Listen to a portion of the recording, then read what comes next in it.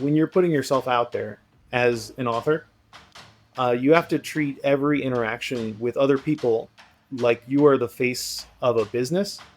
You have to be very professional, and you have to um, say, I'm sorry, what can I do to improve? Because if you take it personally and you act, um, it could just blow up in your face. But if you act, professionally, it generally works out for you.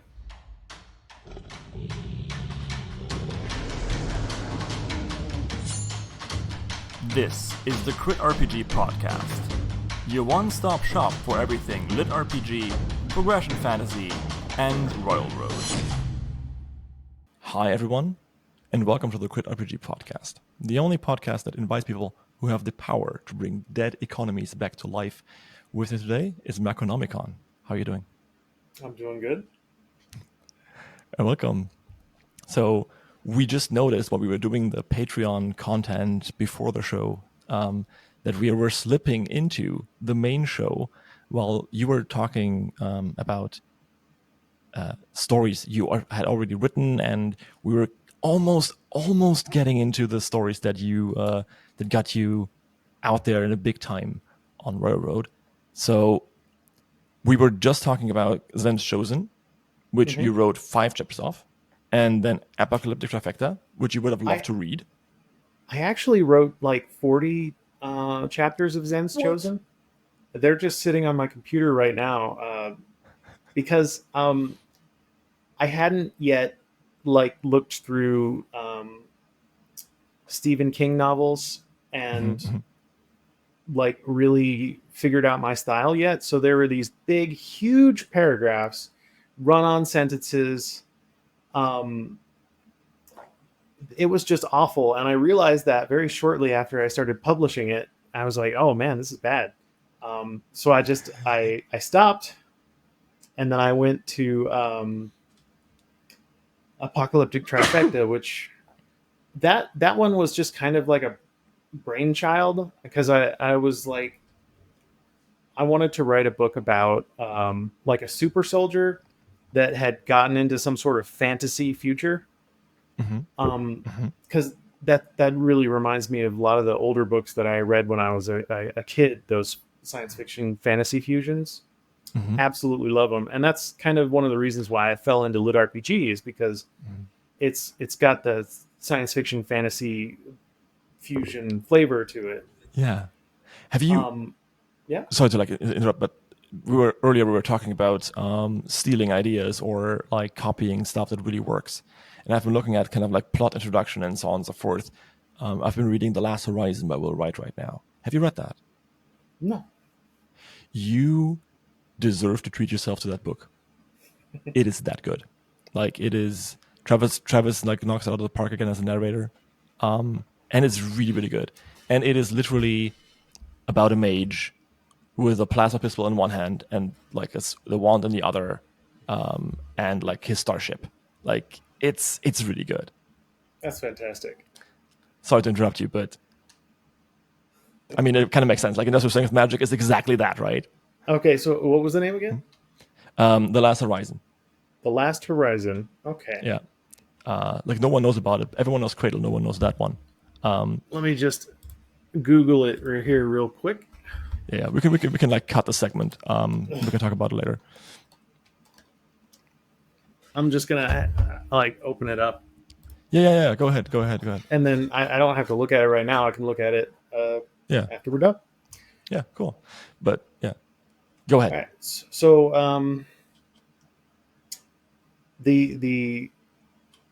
I wanted to have a super soldier fight a dragon. I think the idea came from the idea was really silly.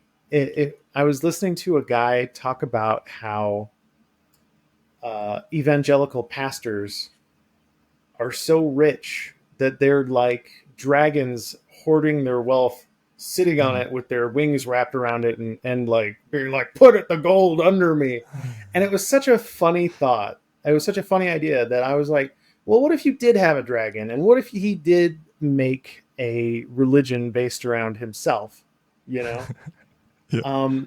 and then kind of manipulated humans into getting the treasure for him so he didn't have to do it. And I was like, well, that sounds pretty fun. And so that's one of my purest books because it was written pretty much entirely just to amuse myself. Nice. So I reread it recently, and I was like, I enjoyed the hell out of it, but it's really bad, you know. And then after that, I started writing The Outer Sphere, and which was my like first attempt at kind of like directly doing a system apocalypse or a lit RPG apocalypse, whatever the hell you're supposed to call. And that was the one where the first chapter I posted got like shit on, and you said you were gonna, one of the questions you were gonna ask was the best advice I had ever gotten. Yeah, that's coming up in question 2. We're doing question 1 right now, which is basically, hey, sell me on your books, which you're doing great on. Oh, okay. Well, anyway, that was pretty wild. It was like the Yeah. Wild West. I was trying everything and trying to like see what worked and figure out what didn't. And so that series pissed a lot of people off, but a lot of people had were really excited about the ideas, just less so about the execution. And I got a lot of shit from a lot of people, and I didn't read the comments. I just had to learn to live with it, you know, or figure out exactly what was causing it, and then determine whether or not it was a problem that I wanted to solve. Because like sometimes people are just sometimes they're just being assholes, and sometimes they actually have a point. And it's really important to like set your feelings aside and then dig into it and figure out which one's which. It's I think the wisdom I got early on was individual people are wrong always. As a sum, they are fairly accurate. usually accurate. Yeah. Yeah. It's true. Like if you get a bunch of people telling you that you're doing a bad job, then you're probably doing a bad job. It's tricky if you're getting 50-50. On Torchbearer, I got exactly 50-50. 50% are, what the fuck is going on? My brain hurts. And the other one is like, this is the best stuff I've ever written, ever read, whatever. I'm like, okay. Well, I don't believe that. But because everyone who likes my stories has to be lying. That's quite obvious. But yeah. What that sounds like to me is there's a window, right, of comprehension. So like everybody inside this window can understand what you're writing very easily. And it's your responsibility to widen the window as much as you can without making it bad, you know, without making it feel like you're holding their hand. So that sometimes what that means is looking for comments saying that they missed something, because oftentimes you just wrote a detail in a very like squeezed it into the center of a paragraph, right? And then on either side of the paragraph you had other things happening. They were skimming, they missed an important plot point, and then much further down they had no idea that happened, or it just went in one ear and went out the other. So sometimes it's not necessarily a bad thing to hold the audience's hand a little bit and remind them, like, this is what's going on, this is what we're doing. Because if you do that, you're widening the window of people that can understand like what's going on in the story. And it's not just those people with perfect memory who are like smart as a whip and reading every single word. Yeah. Anyway. Especially if it's important. So the second part you said there, right? Not making it bad. I think I failed at that. So again, like it's a common running theme that I'm like disparaging my own work, which I probably shouldn't. And because this podcast isn't supposed to be about me, so we talk about this stuff a little bit more in the bonus material. But in general, advice for writers, because I hope that people can get some advice out of these podcasts, is that I got these comments and I thought I needed to explain more, just as you did, but I over explained a lot. Like I was doing a lot of telling, even though I thought I was showing. I added like flashbacks where none should be, and they didn't really put the story forward, and I kind of lost the plot like, completely. I think there's still like a very good story there, like the bones of one, but I think I would have to like write it from scratch. And to be honest, while I would love to do that, it's not in the cards right now, because like I would just make it even worse maybe. So I'm not seeing it. This is where I think my laziness, my being on the other side of the spectrum of Yeah. authors, comes in handy, because when people tell me like I need more, like I lost the plot, um, I'll just add in like a little sentence, or maybe even a fragment at the end of someone's name, like Yeah. Thomas, the guy who killed the other guy, Yeah. said. And then somebody's like, oh, so that's what's going on. It doesn't Yeah. even have to be big. It could just be a little tag at the end of their name after they say something. Mhm. And the funny thing is that can be used to insert subjective reality into the story itself. Because like And one of humor. the things that I've noticed that is the most addictive for Mhm. people who are reading is subjective reality. Okay. Because if you can insert the um, the main character's point of view into the story in a very like intense way, Mhm. um, people will absolutely lap it up and they will love it. Mhm. Um, Especially if that character's wrong about something, because people will either be screaming at them Mhm. that no, you're wrong, or they'll be laughing their asses off, because Mhm. one of the most common uses of this technique that I've seen is when you have like an alien, non-human character Mhm. who goes around making assumptions about things Yeah. in the human world that are not accurate, and it's used for humor. Mhm. Yeah. But that's just one use of it. If you have, say, like a seasoned serial killer, Mhm.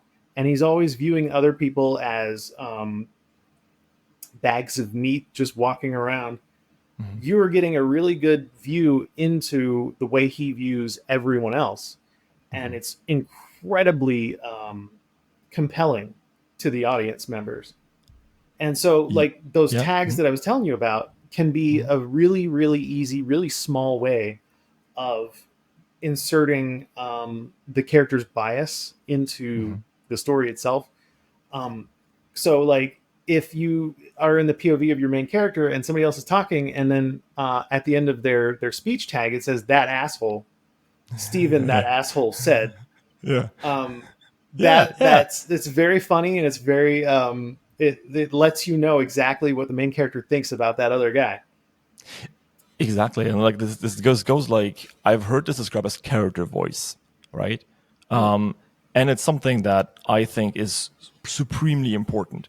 Um, for example, like I mean, everyone has read Cradle, so if you're thinking about I, like I when should haven't I haven't you haven't read read Cradle Cradle. yet? Ooh, Nope. wow. So the main character grew up without power in a society full of cultivators. Everyone had power, everyone but him. So Got you. his defensive strategy, and this is already like me explaining basically the backstory of it because it just makes sense. Um, is for him to always be very differential and apologize a lot, and call himself like not even like his own name or like I, but like this one, right? Like very very differential, and this keeps happening even though he's gaining more and more power, right? So at some point he like punches someone like through a house hovers over him, like radiating like dark fire or whatever. And it was like, apologies, but I really had to show you a lesson. Like he really like apologized the entire time. So this lens of like, oh, have I done something wrong here? I should probably apologize for this and this and this, is exactly what you were talking about. And I want to go one step further, and that is saying, I always thought that a well fleshed out character means they're like realistic. You know, they have like off days, they have on days, they're like this, they're like that, like they're going through like emotional arcs up and down the entire time. But that's not necessarily true. I reading Will Wright and also like, you know, all the other greats in the genre, I think that sometimes it is okay to have a character be defined by one specific character trait, right? Because it, like you said, it makes them more themselves. Whether that's Jason Asano and his like, you know, edgelord persona, which I love, or it's Carl with his like "you will not break me," like this like stubborn defiance about like how can I get this done, like very objective focused, or Donut, who's like the action protagonist of Dungeon Crawler Carl, with her I'm a lady persona that she uses to like overcome her own fear. I I think that that's something that most people don't learn. I certainly didn't at the right time. And if I were to rewrite my story, I would probably make my character less fleshed out, if that makes sense. Yeah, like sometimes you just gotta like well, because realism is not fun, you know, Yeah, it's not Dental good storytelling. Dental's appointment is real, but it's not fun. Yeah, That's the long and short of it. yeah. All right, But tell where me were we more going? about the books that came after the ones that that you got flack for. Okay, there was we did the dragon one, and then there was The Outer Sphere. the outer sphere. Mm-hmm. Oh shit! Did I then That's go Stitch Worlds. to the Stitched Stitch Worlds. Worlds? Yeah. Yeah. Okay. I So mean, like with you did something on Soulmonger, I think, but oh wait, no. I think Wake of the Ravager came next before Stitched oh, Worlds. okay. But you I think finished it it. after Stitch Worlds. Oh, are you on Amazon? I am on RR. Oh, Royal Road. Hmm? Oh yeah, I finished. Wait, no. So I think Wake of the Ravager came before Stitched Worlds because I remember I think I published Wake of the Ravager and then someone said, "Hey, you yes, it should did. publish this other one." Yeah, it did. Wait, I published Industrial. No. Oh man. Definitely, Wake of the Ravager came before Stitch Worlds. Right. But I published it on Amazon after Stitched Worlds because I just honestly didn't think it was good enough to go up on Mm-hmm. Amazon. And like when I made Stitched Worlds, it was a lot more refined. I had more stuff in place. And it was Wake of the Ravager was closer to the Dragon one in it just being something that I wrote for me to amuse myself. Not necessarily for to be good as a like a commercial story. Mm-hmm. Which is why it's in between the two. You know, I was still learning. I was cutting out a few things, trying a few new techniques, but it's still very rough and it's still very immature because Mm-hmm. there's a lot of cussing, there's a lot of violence, there's a lot of sex, and that like that You just the stuff that makes me go like this. you say Um, that like that's a bad thing. Clearly, I'm not the right person to like give you like advice on publishing. Like not in this way. yeah. Okay, I'm joking. But yeah. Um, so like I enjoyed it a lot, but there was even a time when I think I was writing Stitched Worlds and Wake the Ravager at the same time, or it was Wake the Ravager and something else. Mhm. And that was when I was young and hungry, and I really, really needed to get a hit out. So I was writing like a full chapter every day, and I would swap between the two stories. So I would Mm. write one chapter on one story and one chapter on the other story. And Mm. after a while, Mm. I was like, never again. Yeah, I can't do I that. get that. One quick note: I love your synopsis for Wake of the Ravager. It's Oh yeah. it's it's poetry in motion. Message to Amazon. As per the email sent to me regarding KDPK's number 20. I was wondering where that was gonna go. Uh, I'm yeah. sorry. Amazon. What happened with that was a somebody stole it and they put it up Yeah. on Amazon like months and months before I ever got around to doing that. Yeah. And my the coolest thing about being an author is your audience is watching out for you. They're Yeah. always Yeah. watching out for you. And they'll say, "Hey, I found this on Amazon. Is this did you do this or is this guy Yeah. need a, to get his knees broken?" And Turns out. you know, turns out they do. Uh so yeah, I'm really Mm. grateful to my audience because they'll always bring stuff like that to my attention. Mhm. And that was one of Very the cool. problems. I tried to publish it. Amazon was like, nah, there's already something that exactly like this up on Amazon. We're not going to let you Mm. do that.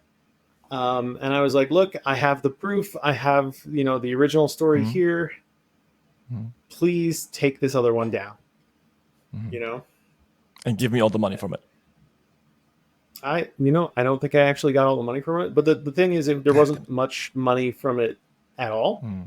Yeah. um, because it didn't have support. It didn't have Mm. the base, Yeah.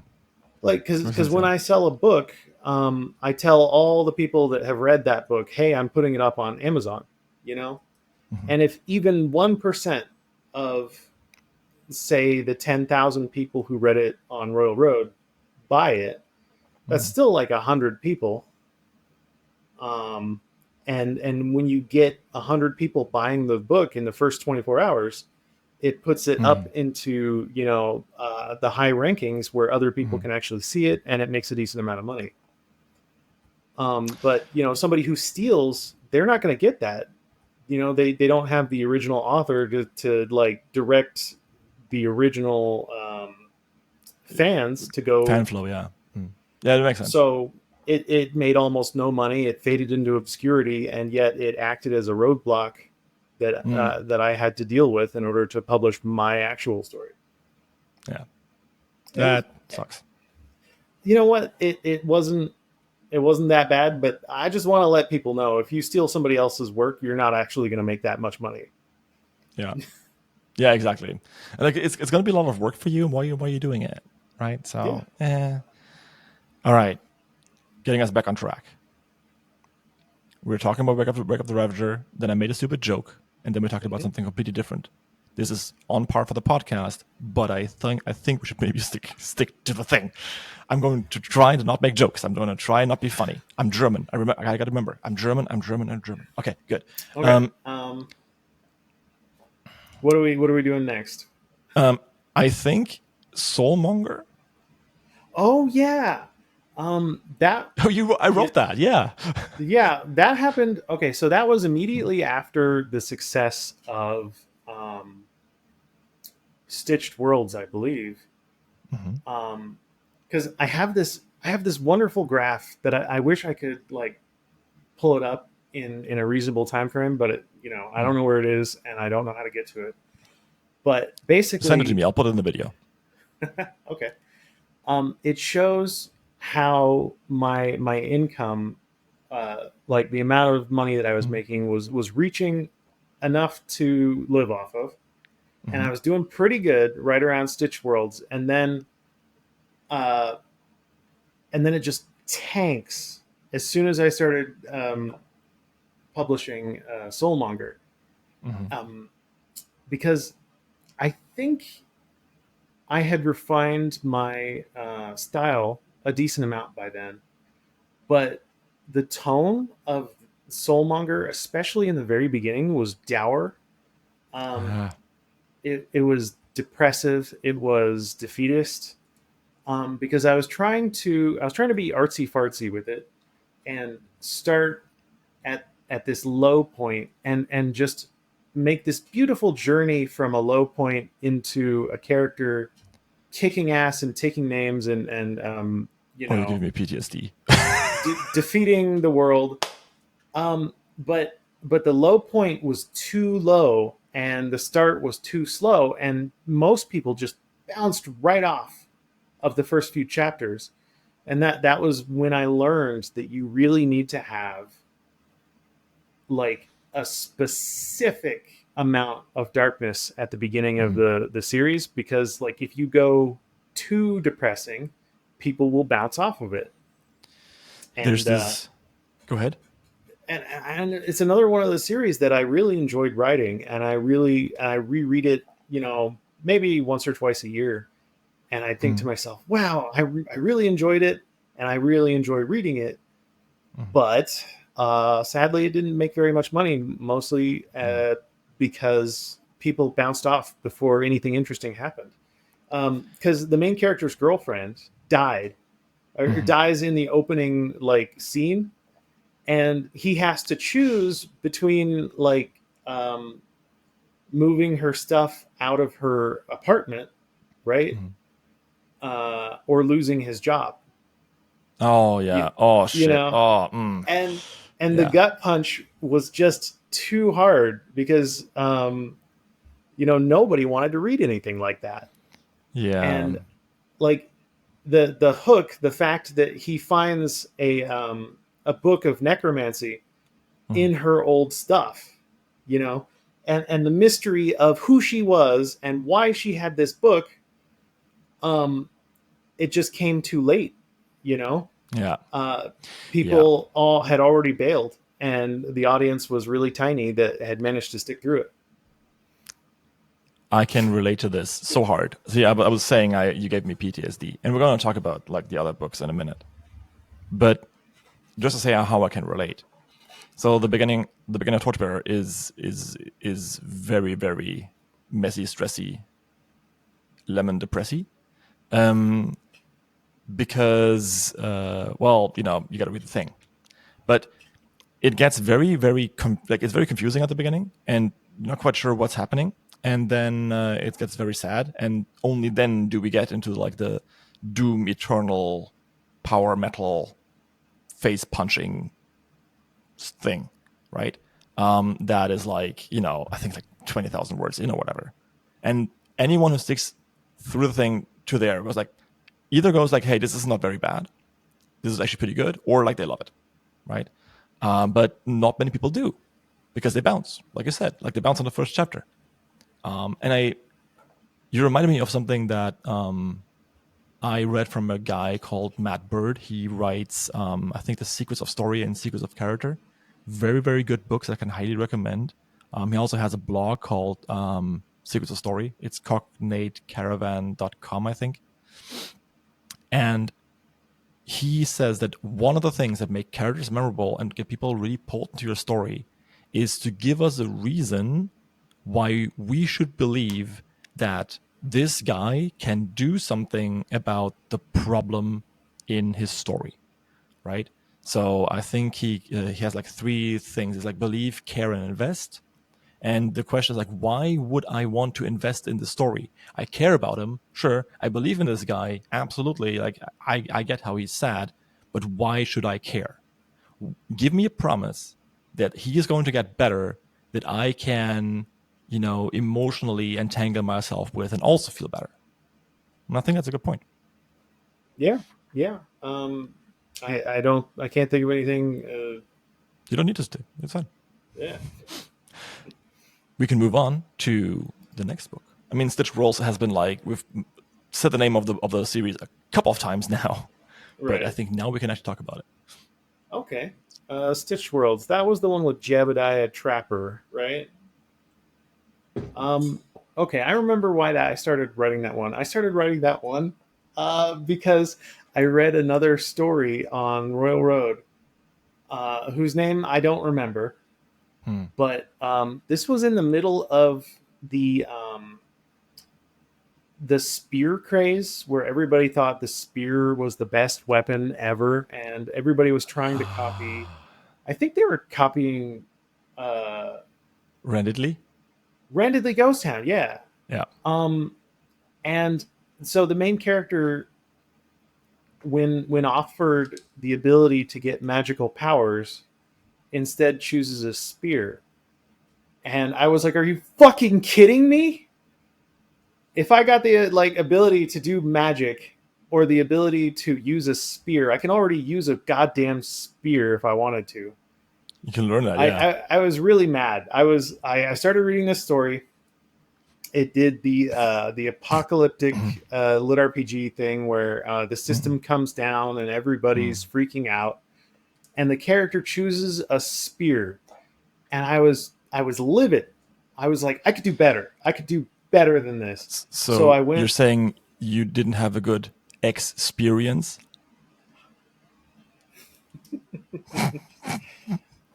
No, I bounced off that story after like a dozen chapters or so. I thought I could do Mhm. better. Yeah, you can do So better. I said, I also around that time I was listening to a documentary on using ecstasy to treat PTSD, and Right. Yeah. That's okay. I got it. Yeah. Okay. Okay. Yeah. Go on. so I was like, all right, I want to add that Mhm. in. An interesting side note about that: the way that ecstasy treats PTSD is, I think it breaks the bonds between neurons. Mhm. And one of the things about PTSD is it's almost like a scar tissue that's formed inside your head, Yeah. and so there's these really thick bindings. There's these Mhm. really thick neural connections that just kind of loop, and they make these horrible things just come back Mhm. instantly because Fun. you just set them off and they trigger, and Mhm. terrible stuff happens. And the way that ecstasy helps with this is it dissolves those connections and allows you to reform them Mhm. however you need them to be in a more normal sense. I think we need to say this. This is not medical advice. This is not medical advice. I'm Thank you. not an expert and I don't know what I'm talking about. Mhm. Anyway, So you so gave the main character an axe I no, because it's ecstasy. I cut his foot off. Oh, okay. Well, that makes sense. Wait, what? Uh, No, go ahead. Go so ahead. what I did was I wanted to have like a physical reason why this character would not be a spellblade. Mhm. Just another guy with a spear who's better physically than Mhm. everybody else, and somehow he manages to beat everyone because he's so beefy and so tough and so good at fighting. And I was like, I made a promise to myself, and I set a promise and a reminder to myself and the audience that he was never going to be the best fighter in the room by Mhm. cutting off his leg, his Yeah. foot, right? Mhm. And so so I give him like more of a reason to choose magic than just it's cool. Even though that's the Mhm. reason I want him to choose magic is because it's Yeah. cool. Um, uh, it fits the context of the story better, you know. Mhm. And so I cut his foot off, and and I gave him just really basic magic powers like telekinesis, and then I gave him this thing that I thought was really clever at the time was that he could use he could like the Mystic Trapsmith class where he could Mm.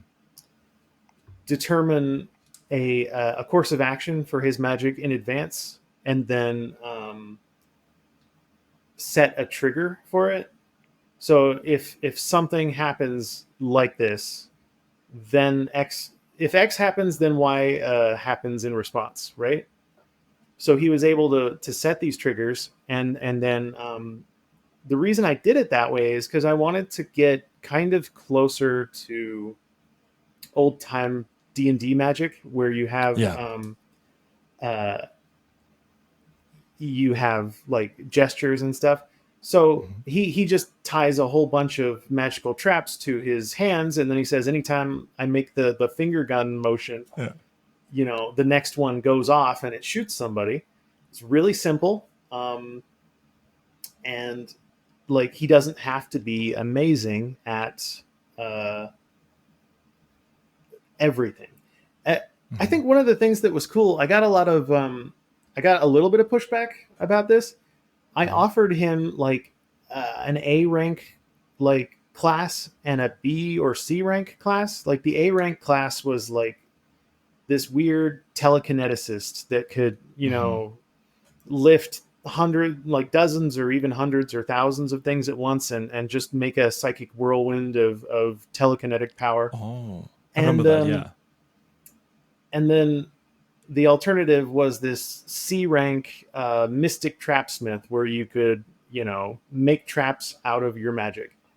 Mm-hmm. And people were like, why would you ever take the lower ranked thing? You know, Mm-hmm. that's stupid. Why would you ever do that? And I think in lit RPG, people have been conditioned over the years of reading these stories to always take the higher rarity class options.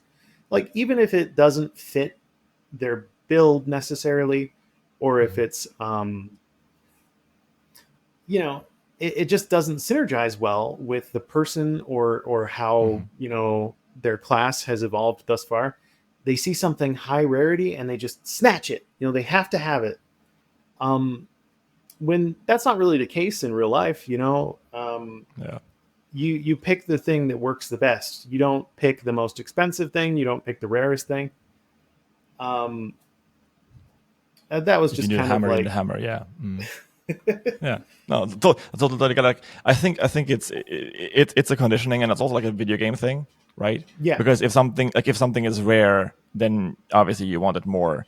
And it's also like the convention of obviously if you pick the rarest thing, something cool is going to happen because it's in the story.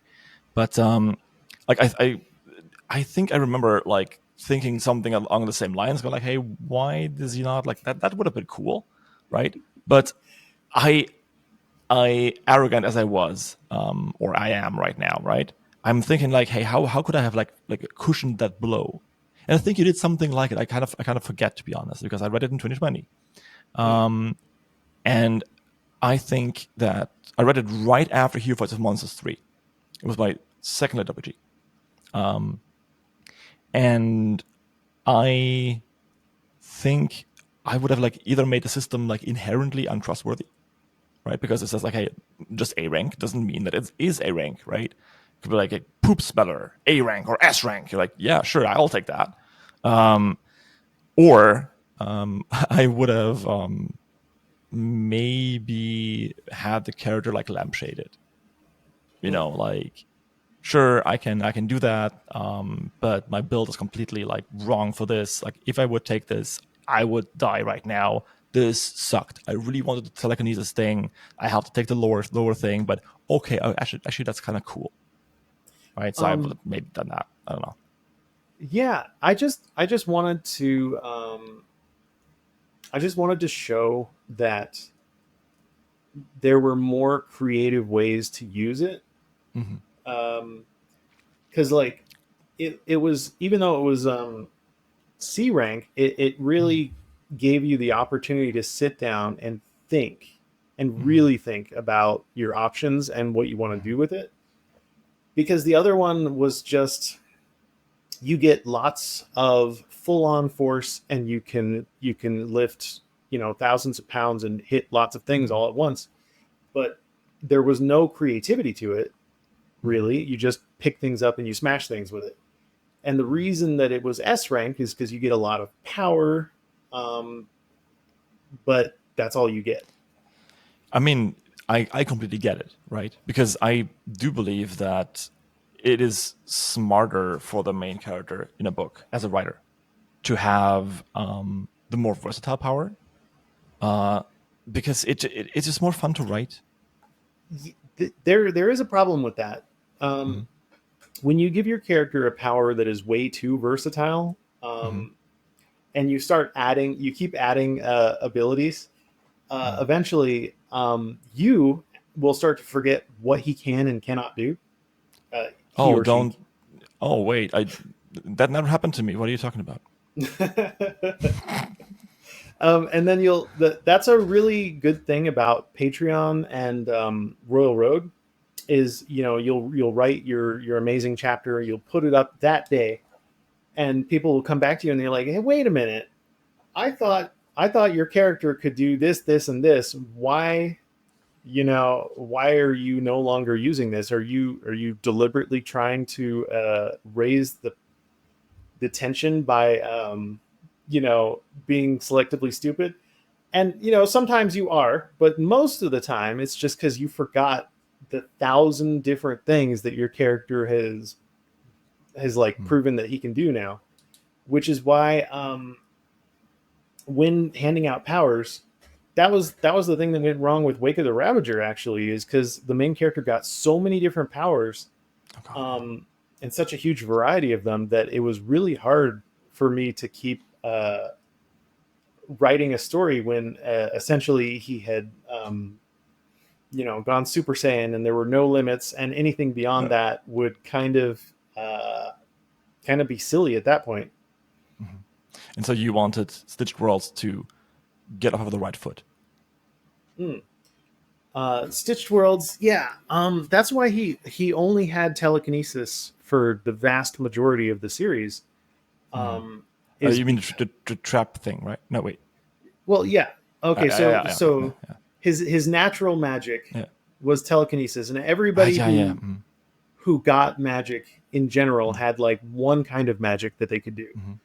And then his class gave him the ability to set traps with it, Mm. which basically allowed him to make invisible pre-created effects, which was really nice. But for the majority of the series, it's basically just variations on telekinesis, very simple stuff. Mhm. um, and that was kind of in response to my older stories where they just grew so many powers out of control that I lost control of the story itself. You know, Mhm. That makes sense. um, I'm just and that's noticing one that's thing. why. What? Exactly. We have 10 minutes left, and we're on the first question. Oh shit! No, it's perfectly fine. I mean, we talked about a lot of other stuff in the meantime, and I do like it when we kind of like weave back and forth through the central topic. That being said, I do think we should talk about a little bit more about like Stitch Rolls. By the way, the series starts with Apocalypse Generic System. If you want to like read that it's on there. Because like you made the decision at the end of the book. Do you want to spoil that or not? Oh yeah, I'm sure. I took away his system, the actual system that was Mhm. granting him powers at the end of the book, and like I thought it was really cool because the system is this external force that's giving you the ability to use all these powers and stuff. Mhm. And at the very end of the book, he loses it, and he learns manually how to do magic, like without any assistance at all. And Mhm. it's a significantly less powerful than it was before. And I thought to myself, that's really cool. I like that because that means that this is a real wizard that can do real stuff, and he doesn't need permission from the system. He can do anything he wants given enough time. I felt like this is a sign that there is infinite um, upward potential, right? I thought Yeah. it was really cool. And then when I published it, uh, I found out that the drop rate, um, Yeah. right there at the end of the book, people saw it. They saw that he lost a lot of power. They did not see it as they didn't see it as a good thing. They were like, "Oh Mhm. man, I hate it when a character gets depowered. This is the worst thing ever. I'm out." You know. Mhm. Um, so like I saw it as this guy's got infinite potential now. He doesn't have to have permission from Mm. the system, and they saw it as like the author intentionally resetting the character's power level so that the story could continue. Mhm. And I like Mhm. We just didn't see eye to eye on that one, and Yeah. so that was probably the biggest mistake I made on that book, because if I hadn't had him lose all his power at the end of or a significant portion of his power at the end of the first book, with no like super obvious way that he was going to get it back, I Mhm. probably would have retained like a lot more audience members, Mhm. um, from one book to the next to the next to the next. So I Mhm. learned my lesson on that one. I'm probably not going to do that again, even though I thought it was pretty cool. I have no idea how people could, in theory, pull this off. Um, I people just don't like it when it feels like the time that the main character has spent is a waste. I think. I don't even know why. I Like, didn't. I didn't. hmm, It was a difference in perspective, because I didn't yeah, feel like the time was wasted. I thought the main yeah, character was now doing, real magic, which hmm, was very cool, because there were no guardrails. He could do whatever he wanted. But exactly, yeah. they didn't like It's the fact that now he, instead of blowing up, tossing trees around, like he was mm, before, now he mm, can only like write his name in the grains of sand. And I get it mm, now in retrospect. I mm, understand kind of where I went yeah. wrong with that, but it's fine. I think like if I were to write something like that, and this is not like advice, this is me musing and trying to think around this problem because like people will drop off.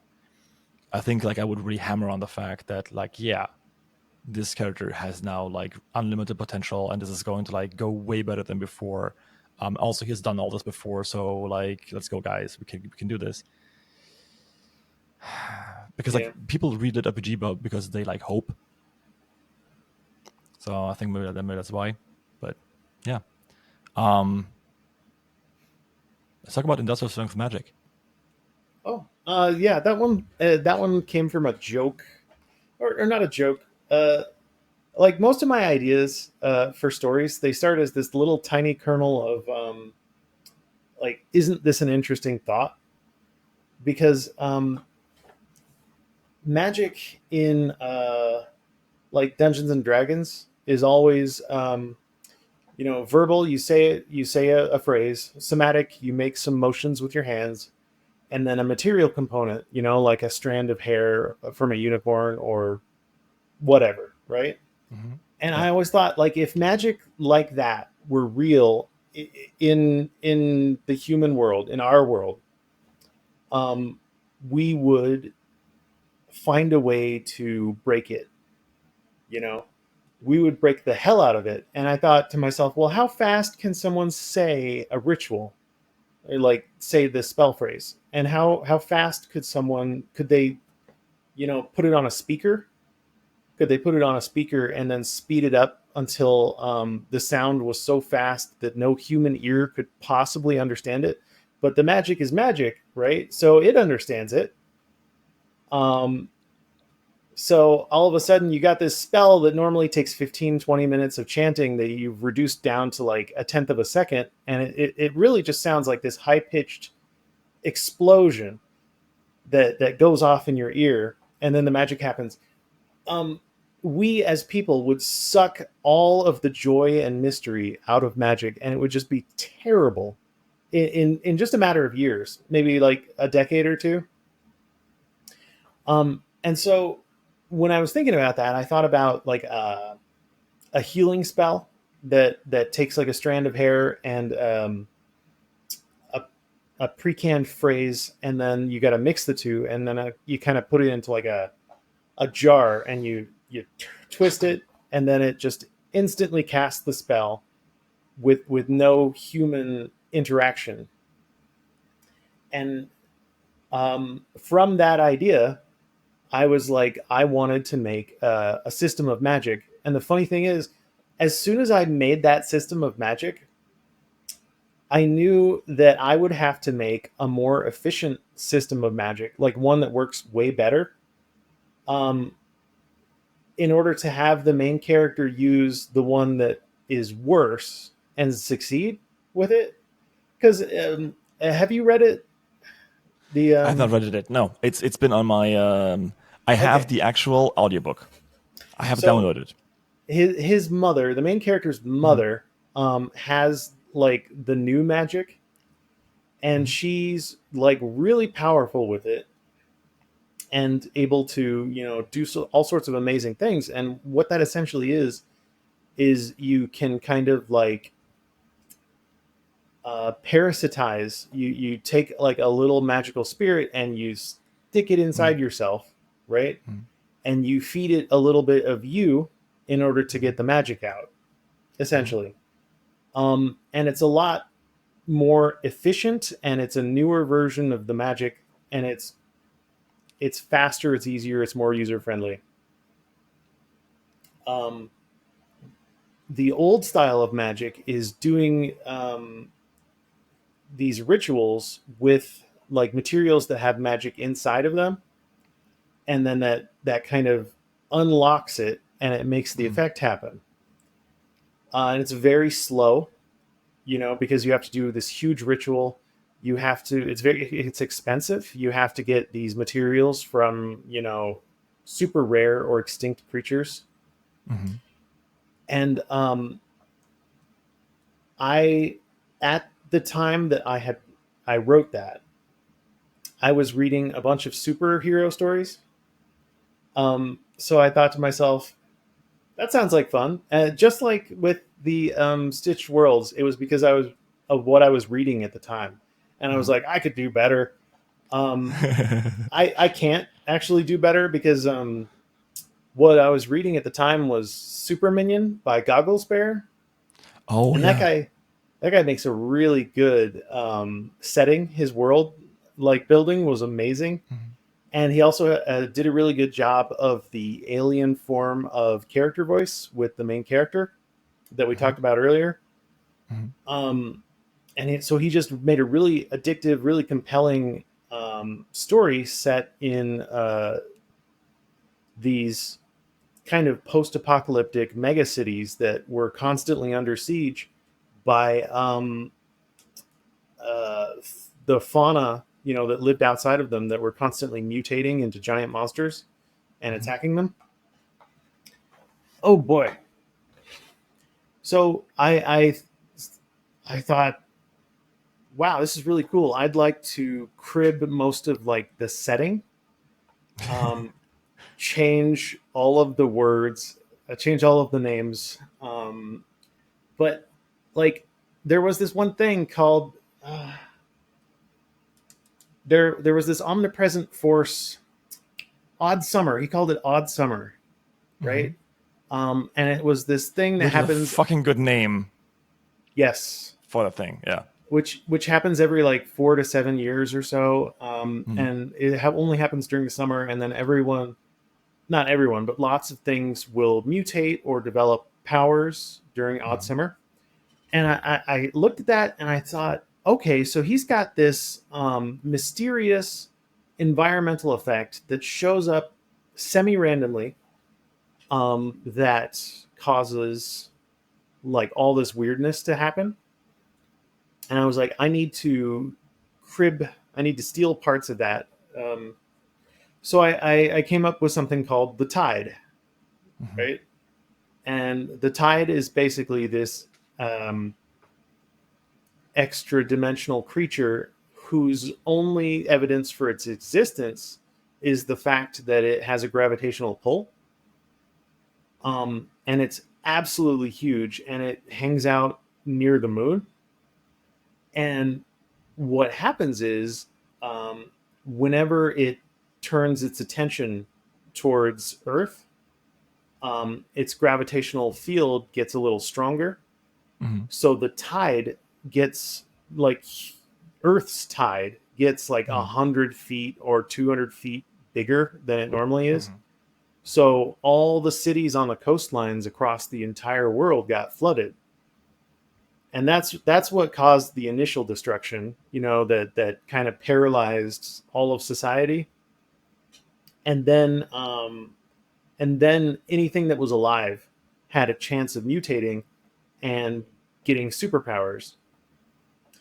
And so, like, I tried to take the essence of Odd Summer and apply it in a way that fit, that was more what I wanted, you know?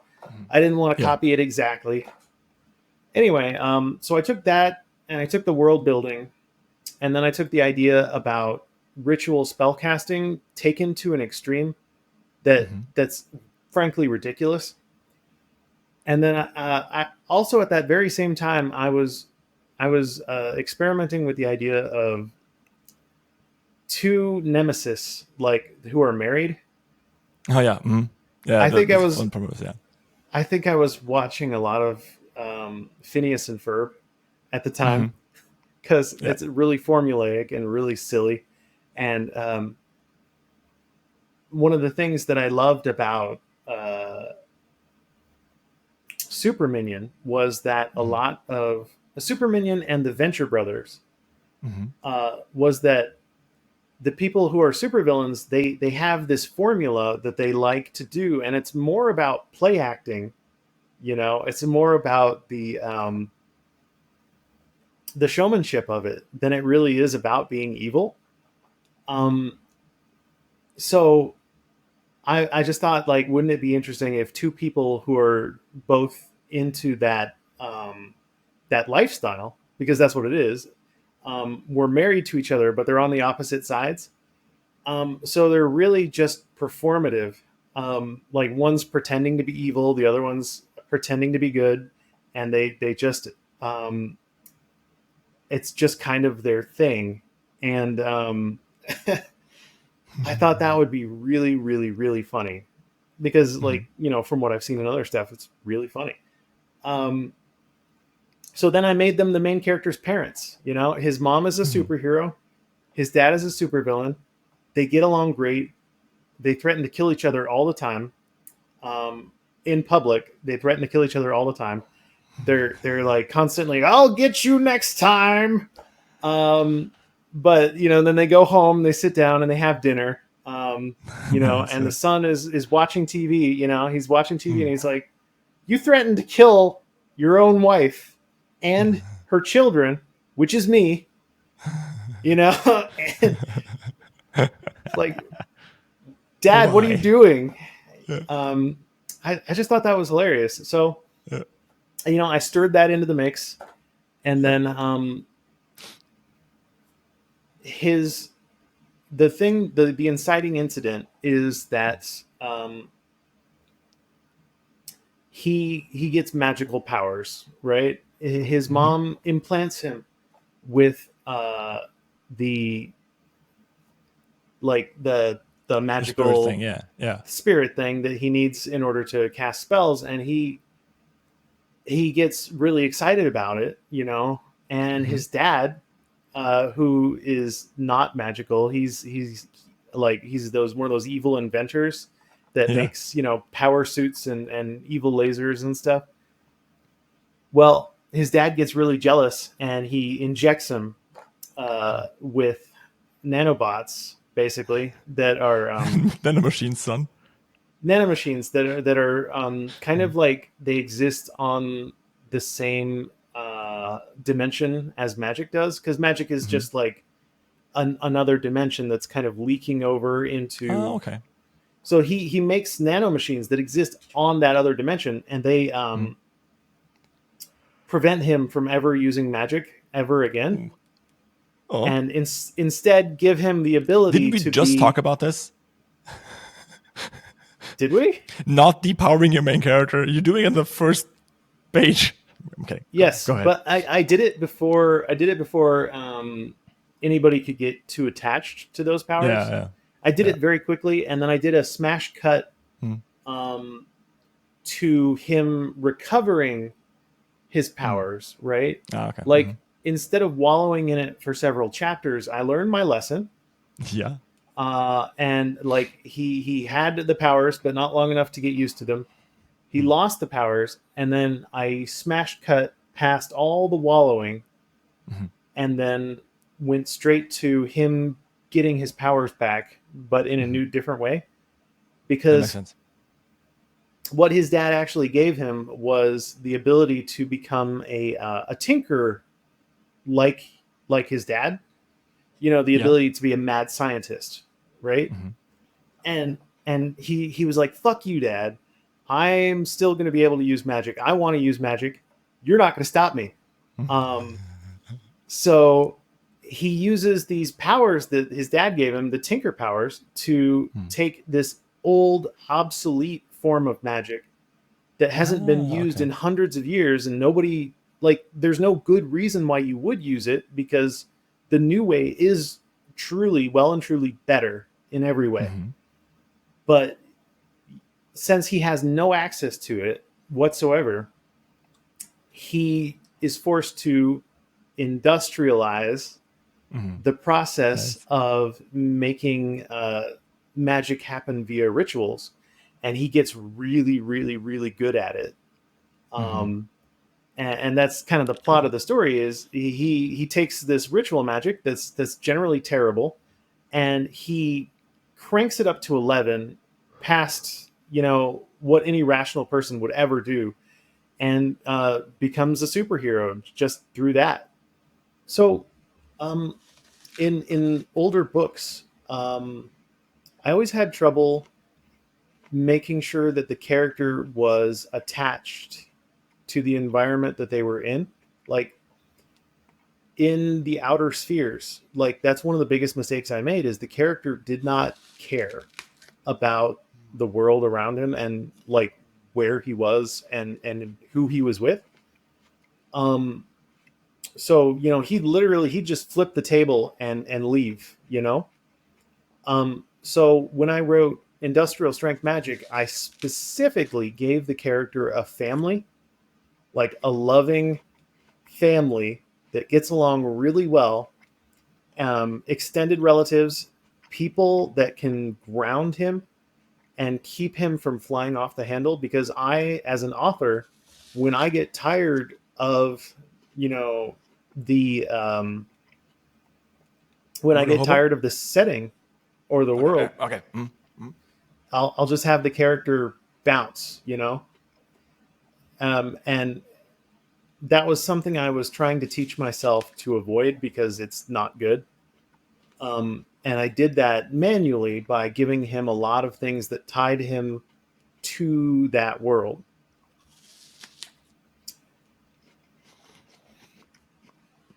That's a good way of doing it. I had a similar problem, um, where the main character like believes the world they're in is like digital, but it's Mm-hmm. or like made up, but it's not.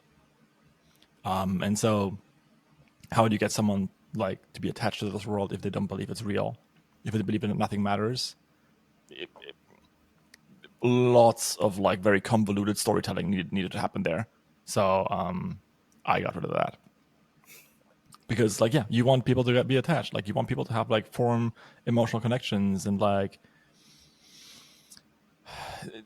no one really likes people who are like nihilists to an extreme, Yeah, right?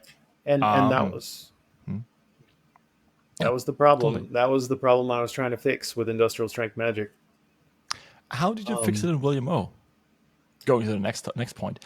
By the uh, way, if you're still waiting for the other questions, we're not going to get to those. oh shoot, So, sorry. nah, it's we can shoehorn them in at the end. Go ahead. Sure. Um, so with William O, I think at that point I had learned not how to write a character that was not going to abandon everything and walk away from it. Um, what I wanted to do with William O, like, originally I started writing it or conceiving it as a palate cleanser between like one book and the next book. I was like, I'll just write a fun adventure story. But since I've got 1,300 pages. Yeah. Mm-hmm. yeah, since I've gotten into the habit of trying to incorporate new elements that I notice out in the wild, I wound up doing that, and it exploded in popularity because I stole some really good ones, along with all the improvement that I've made thus far. Um, let's see. Okay, so in He Who Fights with Monsters, I think, is the first one. Yeah, Um, you know how he's got that class that had like three different elements that it was composed of, or something like yeah. that. The essences and yeah. Yeah, and then and Quintessences. In Hunter Mythos's series, I forgot what that one was called, but he had a very similar thing where you picked a like an element, an animal, and a class. So he picked like darkness, dragon, and rogue. And I thought to myself, that is the edgiest thing I have ever seen. And I dismissed it entirely. I didn't understand what the power was behind that um, until I saw a conversation between my wife and a friend of hers who was reading He Who Fights with Monsters. And she was talking, she was going on and on about what class she would have and what combination of essences she would make. And I realized that triggers like that class system where you take three different elements and you combine them to get whatever class comes out. That lights people's brains up, and all of a sudden they get invested because they start thinking about what they would do for themselves. You know, this is what I would do. Um, this is what kind of class I would want. They start making OCs. They get invested. It's like it's a great way to promote reader engagement. Is Yeah. those like custom classes that use three different elements. Quick clap back to episode 5 of this podcast, I think, Yeah. because I talked with Ravensdagger about this exact same thing, and he did something exactly like you for Streka Strut, a system that is very moddable, so that everyone can kind of imagine, hey, what would it be like if I had this power? Yes. So I didn't realize that until I saw somebody geeking out about it who I knew. And then like the funny thing is like I'm not a huge fan of He Who Fights with Monsters. I bounced Sacrilege? off Okay. after maybe book 2. Um, Okay. but so like I would talk to this very same person. And we would chat about how much we didn't like the book. And then I saw a conversation they Harsh. had with my wife about how they were creating their own OCs based on the book. And I was like, this is a weird dichotomy. Yeah. Yeah.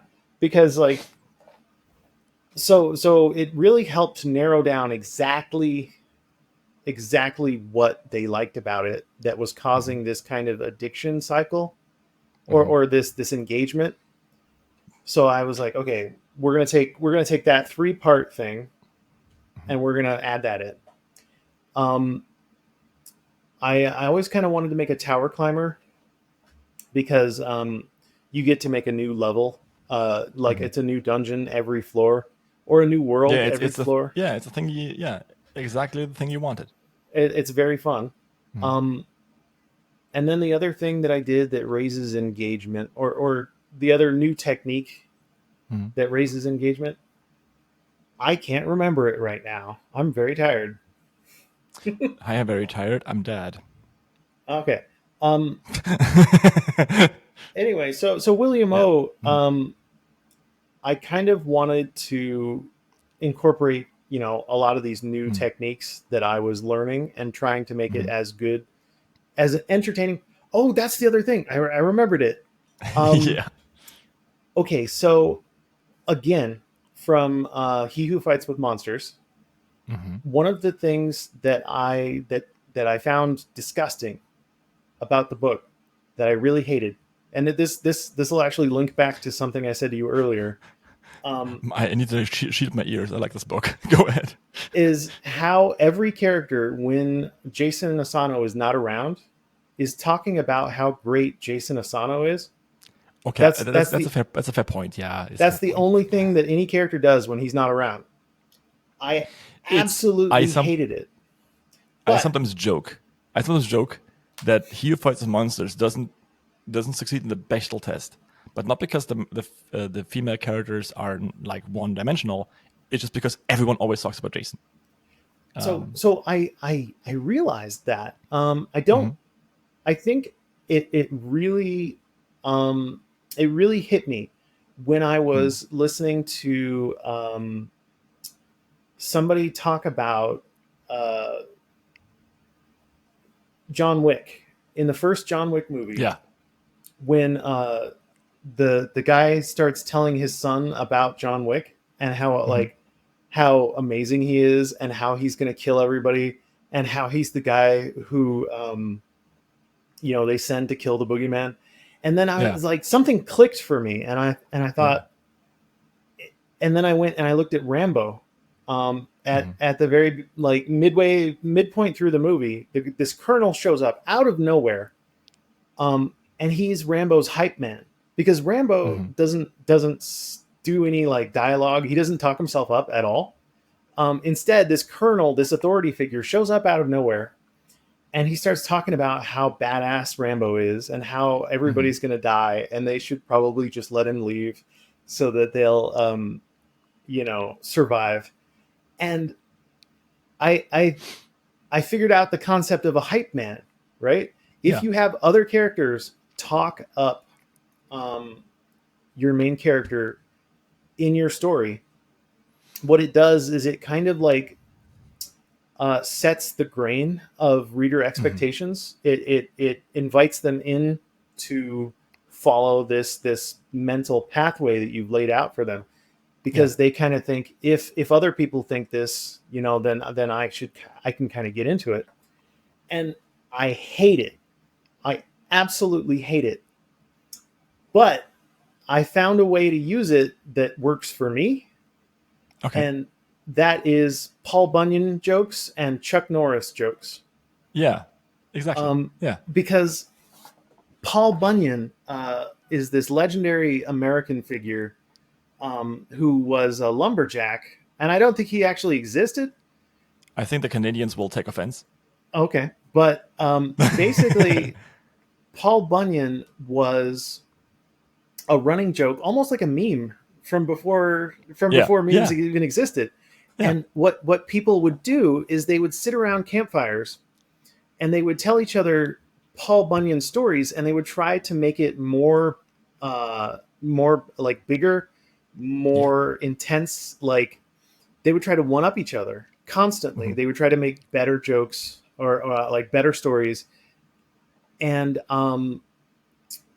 then Chuck Norris is actually a modern Paul Bunyan Yeah. because Chuck Norris jokes people the true investment for the audience is interacting with each other, telling each other these jokes and trying to one up each other, Yeah. make it better.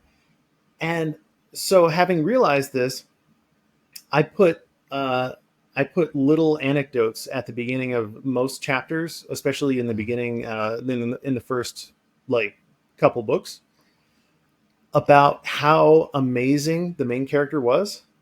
Mhm. Like somebody, it would be his hype man. He paid a 12-year-old like 5 silver to tell everybody how cool he was, right? Yeah. And this Yeah. this 12-year-old took his job really seriously. And the 12-year-old Yes. is also a prophet, right? So Oh no. everything that he says comes true, but in a kind of Oh no. like not 100% true. So Mhm. he talks about a super overblown version of what the events that actually happened. Mhm. So he'll say that, like, for example, um, the main character rescues this caravan full of old women who are they're weavers. Mhm. They Yeah. they sell cloth and other various sundries, and it's just really old, wrinkly old women, right?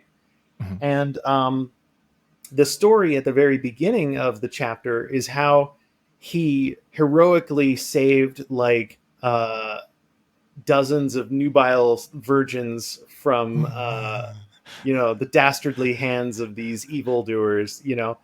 and all he really did was like shout a warning, like, "Hey guys, look out!" Yeah. So the funny thing is, the really really cool thing that I find very interesting is that in the comments section Mhm. of these publicly available chapters, people started getting in on the joke and telling stories to each other about how Hmm. amazing the main character is, and I was flabbergasted because that shows a much higher level of reader engagement Mhm. because they're getting in on the joke and they're telling the joke to each other about how amazing the character is, you know, Yeah. when he's not actually that amazing, Yeah. and that's why it's funny. That's why they enjoy it. Um, I don't know. I tapped into the Paul Bunyan, Chuck Norris hyperbole of it all, So a good and point. it's working amazing. Do numbers still go up? Yes, Of numbers still course. go up. Yeah. Awesome. Okay, so now you have 6 minutes. Okay, what do you need? What's the best advice you've ever gotten as a writer? Okay, you remember when the first chapter I ever published, the guy Yeah. made fun of me? Yeah. Well, I took that really poorly, and Mm. I wanted to, like hit back. I Yeah. really, because it's a personal thing. It feels like you're Yeah. personally being attacked, and I consulted with an older author that I know, Mm. and they said, no, don't attack this person back. You should ask them for more input. You should ask Mm. them for their opinion and Mm. defuse the situation. And it Mm. worked like a charm. It was Yeah. amazing. I came back. The first thing I did was I erased the comment, and then they made fun of me Mm. some more, Mhm. right? And which was like, oh yeah, that's great. I was Yeah. livid, but I came back and I asked what exactly I could do to improve.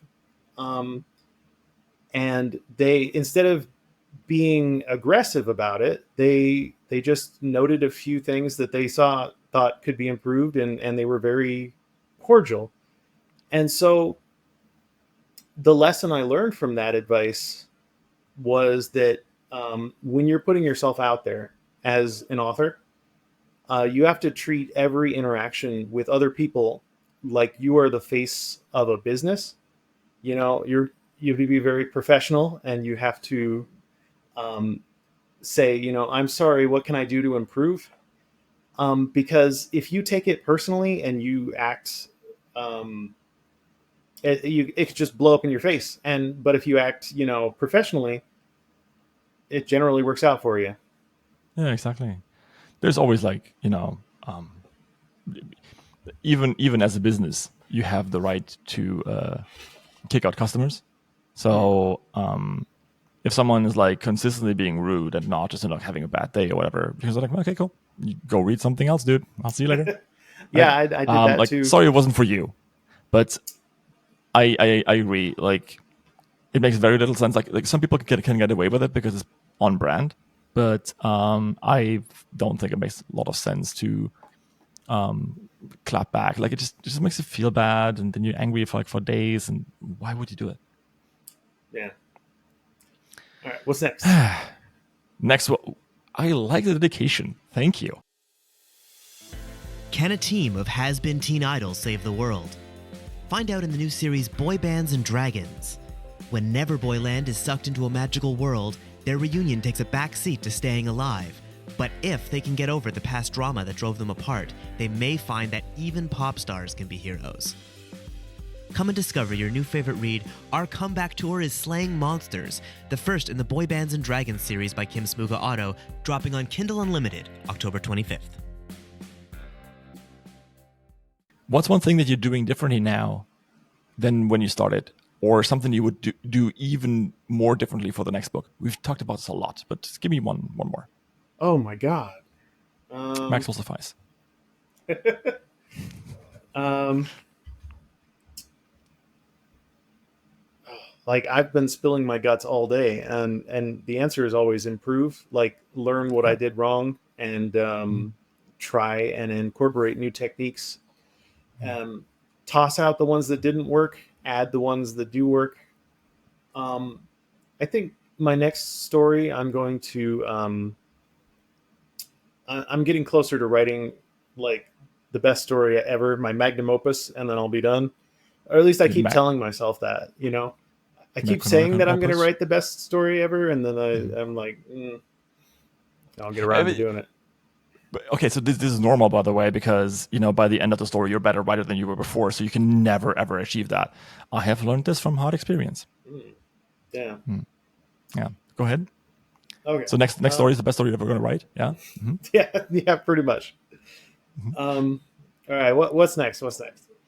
Oh wait! You didn't finish. No. And you said like, what is the next story? Come on. Oh. Well, I would like to make a story about someone who is like burdened with dark magic, Mhm. like really visceral evil magic. I want to make a Mhm. story about someone who has evil, kind of like roots in eldritch horror sort of Yeah. magical abilities, and Yeah. I want to make them the good guy, and I want to make them methodically steal um, support away from the heroic prince character. Oh. Um, Okay. okay, because you know how there's like the 5-man band That's fun. sort of Yeah. Yeah. thing where you have the prince who leads, and then he has this general and this healer girl and like a couple other characters And the mage supporting. and the rogue. Yeah. Yeah, yeah. You have that traditional setup with the crown prince that he's a Mhm. super good guy and he's going to go out there and he's going to have adventures and his loyal band of followers. um, Mhm. I want to write a story where the loyal band of followers abandons the crown prince one at a time, To go hang with the bad guys. Yeah. to go The hang with the bad guy. bad guys. Yeah. Yeah. Yeah. Mm. And I've got a like a general plot in mind for it. Mhm. um, but the entire plot, I can't really say too much about it Yeah. because it's kind I of messy. I completely agree. Like I have something that has the same taste but is completely different. Mm. That I'm plotting out. Where it's like a reverse dungeon core, where the dungeon actually doesn't like lure heroes in to kill them, but kind of like becomes Produces like a them? hero academy and then sends them Oh, out. Um, yeah, that sounds cool. but yeah, the working title is "Suffering is Optional." I really like this book. I like the premise of it. I like ominous positivity in general. Ominous But positivity. I love it. You know stuff. I'm You not sure what you mean. you will be all right. You have no choice. Oh, that's funny. Yeah, the good times are coming. Do not resist. Like it's really cool. Yeah, it's Or good. like It's yeah, got this. The flavor is great. yeah. I like that. I like this this like going against each other thing. And the full quote is it's attributed to like 5 different people, but the full quote is, "Pain is inevitable, suffering is optional." Hmm. Right. And I really like that idea as like the premise for this thing. And the dungeon is like half haunted house, half orphanage. So it has to like decide what it wants to do. Like it's all in there. But my frigging god, do I ever have issues with plotting it? The world building is done. I am completely done with the world building, but I have no plot yet. And I don't want to write a book that has no like plot, because I need to know where the main character is going. Otherwise, I just I will just write like the same thing over and over again. I don't want to do that. Next up, what's one book that you love and why is it awesome? Um, The Warlock in Spite of Himself by, I think, Ooh. Christopher Stasheff. Okay. What's it about? It's from the 80s, I think. Mhm. It's one of the books I grew up on. It's it kind of got me into what is that called? The science fiction fantasy genre. Because it's about this pilot, who goes from world to world, trying to fight for democracy. And he lands on this world where everybody has magical powers. And it's a side effect of a fungus that grows on the planet that kind of acts as a satellite dish for psychic energy. So it catches psychic energy and then kind of amplifies it and sends it back out into the world. So the people that live on this planet over generations and generations have gotten more sensitive to it and can kind of manifest magical abilities. So he's a total fish out of water when he lands. He's got a laser pistol and a mechanical horse, right? With that has his ship's supercomputer. AI supercomputer inside this steel horse that is the brute of the story, because he can just have it tear down walls and stuff if he needs to, but he does most of the talking. And it's a super fun story. It's a little dated now, but at the time it was very fun. Okay. Another Last one. but not least. Oh, Go can ahead. I say No, one more? one book. One book. No, go ahead. shit. Go ahead. Oh well. Go ahead. Another one was the practice effects. That has been mentioned like 3 times on the podcast already. Go ahead. Really? Yeah, like a lot of people like this thing. Well, it was amazing. It was such a great concept that I stole the practice effect for the outer spheres. Yeah. And I played around with that. It was super fun. The idea of the story was that a guy, like from the modern world, lands on a medieval planet, where nobody really has very high technology. And he finds out that the longer on this planet, the longer an object is used for a specific purpose, the better it becomes for that specific purpose. And he finds like a bunch of really creative ways to break the system, and it was just such a like candy for the brain. It was so like imaginative, and it got you invested in the premise, and you made you think about it. Like how would it be? What would it be like? Cool. It was very cool. All right. I still have to read it, but it's been recommended a lot. Yeah? Sorry? All right. What's the next one? Let's do it. The last one. Next and last one. That is Shoutouts. Shoutouts. Warby Picus. I've been reading a lot of his stuff recently. He's doing Sky Pride right now. I like his style. He's really good at the that voice that we were talking about. Yeah. That's like his strong suit, is making the character in the world like react or have their own thoughts about the world that they're in, rather than just being observant. So he's really good at that. He also, in his previous series, did a lot of interesting stuff with religion and philosophy.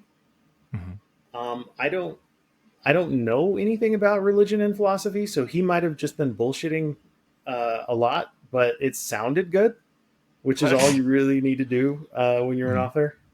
So I like him for that. Then there's Macronomicon. Yeah, Macronomicon. The one who did Calamitous Bob. The Calamitous Bob. And Journey of Red and Black, yeah. I really, really enjoyed that one until I dropped it. And the only reason I dropped it is because, I'm busy and I'm writing, and, weeks and months go by and you haven't checked in for a long time, and then you kind of forget about it. you will be excited that we are working to get all of his entire series out on audio with Soundbooth. Oh, very cool. Yeah, like the current one is already book 1 is already done, and Solfus has like a great voice. We workshop that voice a lot, but yeah, he's also part of the video game, So Sweet. indeed. Let's see who else. Oh, there's this really really old. Uh, okay, so some of the stories that I like reading are not actually very well received mainstream wise. That's okay. And oftentimes one of the reasons I like reading them is because they're very mean to the main character. It's almost masochistic to read it I because have one that you would like. Yeah, but go ahead. because the author puts the main character through so much that the reader themselves kind of feels a bit of the punch. Yeah. They're torturing the reader too. And so there's a guy named Palt, Palt, that does I forgot what it's called, like Hell Difficulty Tutorial maybe. Yeah. I like reading his stuff. I of course haven't read it recently because I got sidetracked, but I did the first several volumes of it, and it just got worse and worse and worse and worse. And I was like, it was kind of one of those aristocrats jokes where it's about the journey more than the destination. So it's just good old fashioned fun to watch the characters get tortured. And then you would like yeah, you would like Final Boss Best Friends by Rasha Sud. He's a friend of mine. It's a very underground novel, but holy shit, is that thing ever gruesome. Like, it is gruesome. So maybe you would like it. And then there's another one called Dreams Come True, I believe. Okay. It's this, I don't remember who the author is, but it's this story about this guy who lives like one day in the real world and then 1 week in a fantasy world while he's asleep. So like when he's awake, he's in the real world, and when he's asleep, he's in the fantasy world. And in the fantasy world, he has like all the power in the world. He's almost like a demigod. And then in the real world, he's missing a leg.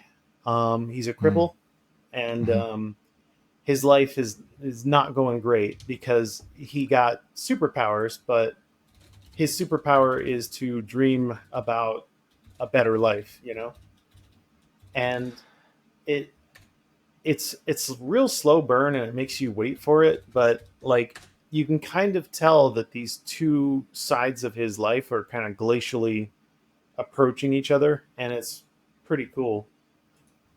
It's there was a book that I absolutely freaking loved as a kid.